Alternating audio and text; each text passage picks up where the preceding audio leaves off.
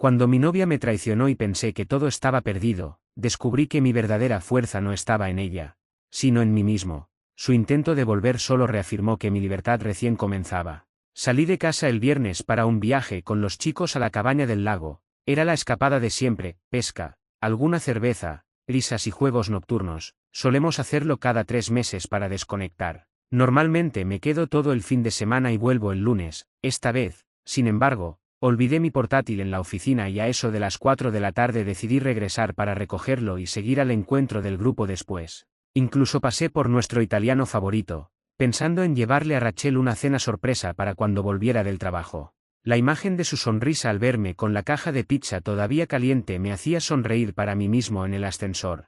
Pensé que encontraría la casa tranquila. En cambio, al abrir la puerta, un sexto sentido me alertó. No era el silencio vacío de un apartamento deshabitado, sino una energía diferente. Escuché la risa de Rachel en la cocina, una risa fácil y burbujeante que conocía tan bien. Sonreí, imaginando que estaba viendo alguna comedia. Avancé de puntillas, queriendo sorprenderla. Pero a medida que me acercaba, distinguí su conversación por el teléfono. No era el tono con el que hablaba con su madre o con una amiga. Era íntimo, bajo, cargado de una complicidad que me era ajena. Y entonces, en un segundo, la vida se me rompió en la mano. Anoche fue increíble, es tan considerado, nunca había tenido nada así.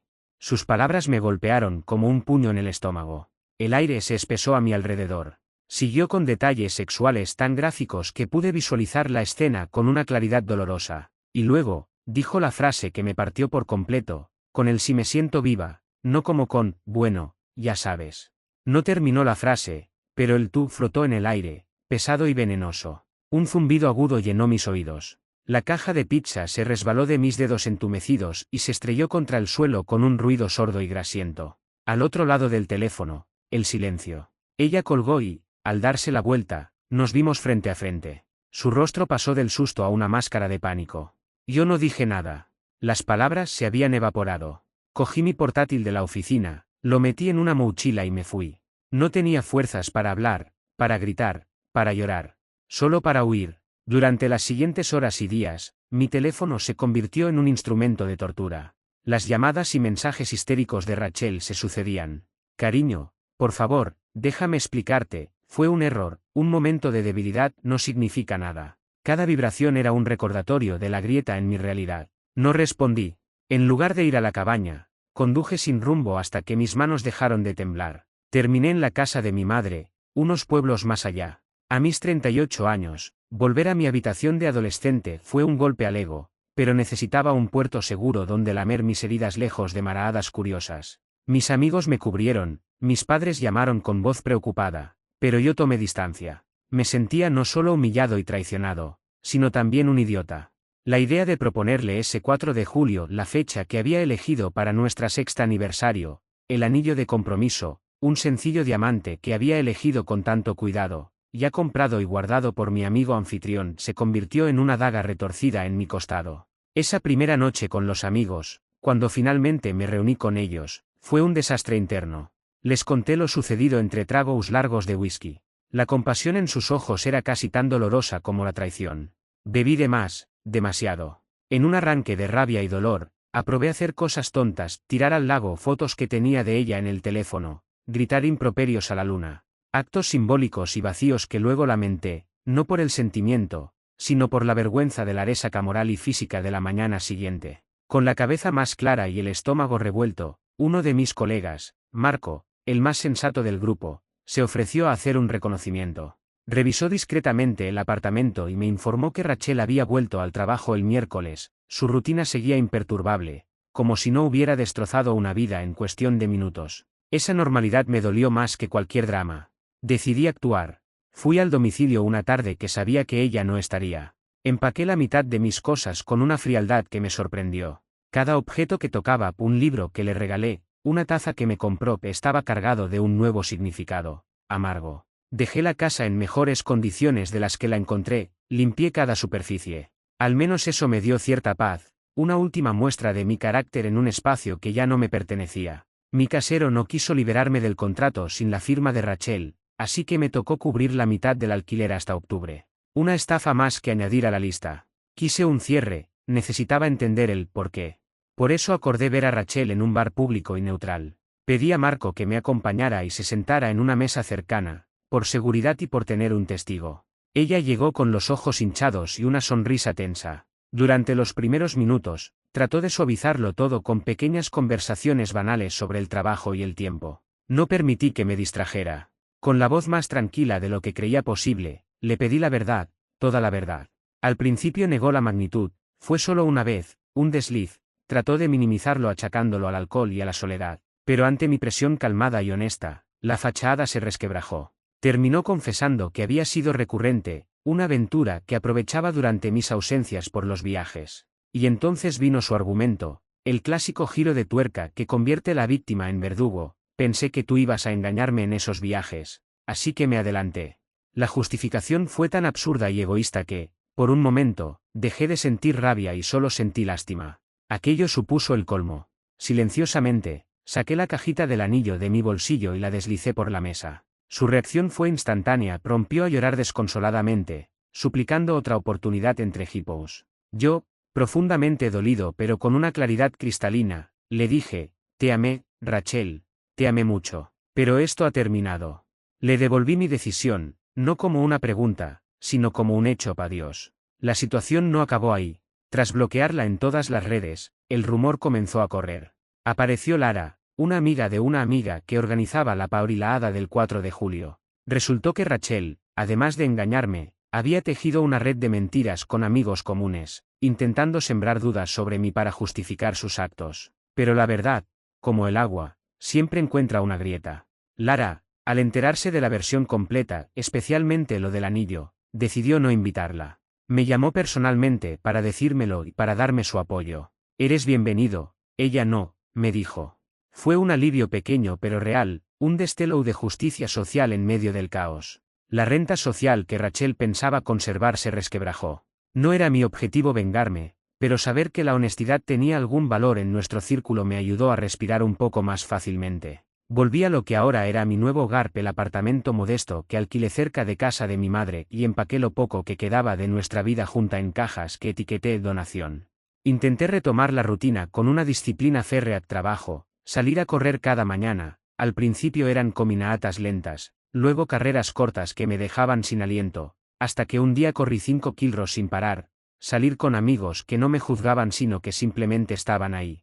Hablé con la casera, con el banco, organicé mi vida financiera y logística para no quedar en el limbo. Era aburrido, era tedioso, pero era mío. Después de un par de semanas de este nuevo orden, invité a Rachel a una última reunión para cerrar todo oficialmente, los últimos trámites del apartamento. Ella vino, previsiblemente, con lágrimas y excusas renovadas. En público, sin embargo, se negó a dar nombres del otro hombre. Quizá estaba protegiendo a alguien de nuestro círculo cercano, una posibilidad que me dejó con más preguntas que respuestas, pero que, curiosamente, acabó de darme la certeza absoluta de que no podía volver. Su incapacidad para ser completamente transparente, incluso en la derrota, selló cualquier posible reconciliación. Con el tiempo, las cosas se enfriaron. Dejé de beber tanto, porque la resaca ya no valía la pena y la neblina mental entorpecía mi progreso. Perdí el ánimo de hacer el show de el tipo fuerte que lo superó todo, pero gané algo infinitamente más útil: claridad.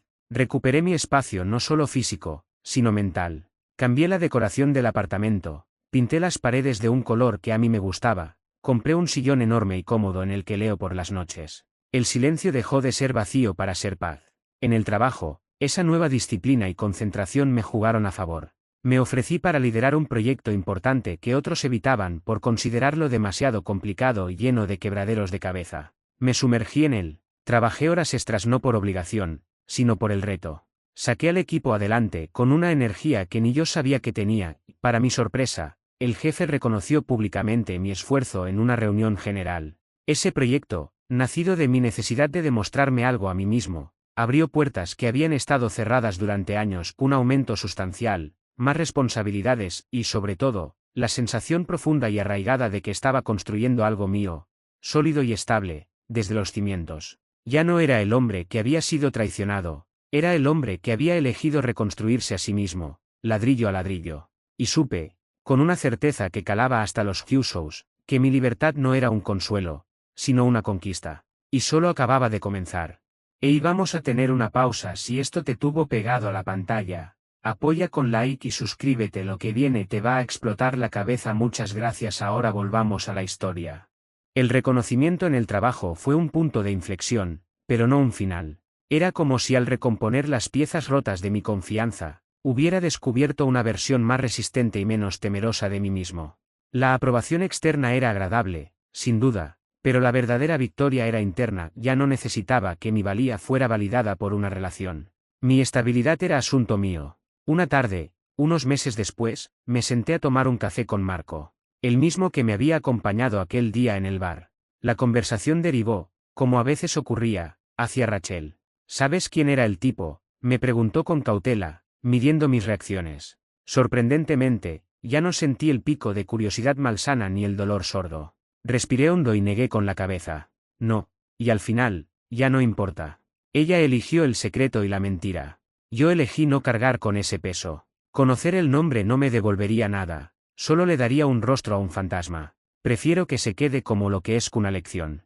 Marco asintió, comprendiendo. Has cambiado, hermano. Para bien. Era cierto. Ya no era el hombre que planificaba su vida alrededor de una propuesta de aniversario. Ahora era el hombre que lideraba proyectos complicados y que, por primera vez en años, tomaba decisiones basadas en lo que yo quería, no en lo que creía que debía hacer para mantener una relación a flote. Una de esas decisiones fue viajar. Siempre había querido hacer un road trip por la costa, pero Rachel odiaba perder tiempo en carretera. Un fin de semana, cargué mi mochila, agarré las llaves del coche y me fui sin un itinerario fijo. Conduje junto al océano durante horas, con la ventana bajada y la música alta.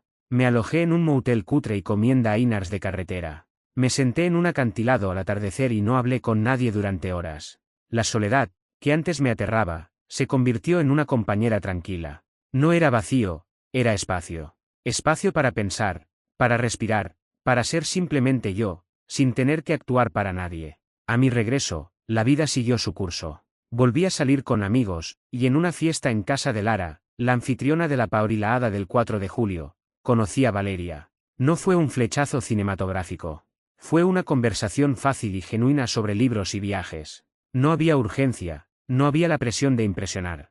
Le hablé de mi road trip y sus ojos se iluminaron con interés auténtico, no con la tolerancia cortés que a veces mostraba Rachel. Le pedí mi número con una calma que me sorprendió. Esta vez, no había un anillo en mi bolsillo presionando las cosas. Solo la posibilidad de conocer a alguien, sin expectativas grandiosas. Quedamos a tomar un café. Fue agradable. Hablamos de nuestras vidas, de nuestros trabajos, con una honestidad refrescante. En un momento, ella mencionó casualmente que había salido de una relación complicada hacía casi un año. Fue duro, dijo, pero aprendí a disfrutar de mi propia compañía. Fue como volver a encontrarme conmigo misma. Sus palabras resonaron profundamente en mí. Asentí. Yo estoy en ese proceso. Es más liberador de lo que pensaba, ¿verdad? Esa complicidad en la reconstrucción fue un terreno común más valioso que cualquier pasión inicial. No salí de la cita pensando, ella es la indicada. Salí pensando, me gusta quién soy cuando estoy con ella. Era un comienzo diferente, más tranquilo, y por eso, más prometedor. Mientras tanto, el último lazo con mi vida pasada se cortó en octubre. El contrato de alquiler terminó y, con un simple correo electrónico al casero, me desvinculé oficialmente de aquel apartamento que fue testigo de mi felicidad y mi ruina. Usé el dinero del aumento para alquilar un lugar más pequeño, pero con mucha luz, en un barrio que me gustaba. No había un solo rastro de Rachel allí. Cada mueble, cada libro, cada taza era mío, elegido por mí. Colgué en la pared una foto que había tomado en el acantilado durante mi viaje. Era mi recordatorio personal de la paz que había encontrado. Una noche, revisando viejas cajas para decidir qué tirar, encontré el anillo. No lo había devuelto ni vendido por una terquedad simbólica. Al abrir la cajita, esperaba sentir una punzada de amargura. Pero no fue así. Lo observé, brillante e inmutable bajo la luz de mi lámpara, y ya no representaba un futuro robado. Representaba una lección cara, pero crucial. No me provocó tristeza ni rabia. Solo una certeza serena. Al día siguiente, lo vendí a una joyería de confianza. El dinero no era el objetivo, sino el acto en sí. Usé parte de ese dinero para comprarme una buena tienda de campaña. Un símbolo de los nuevos comienzos que quería vivir, al aire libre, en movimiento, libre. Rachel intentó contactarme una última vez, a través de un email desde una cuenta nueva. Decía que había empezado terapia, que lo sentía mucho, y que esperaba que yo fuera feliz. La leí una sola vez. No había ira en mí, ni deseos de reconciliación.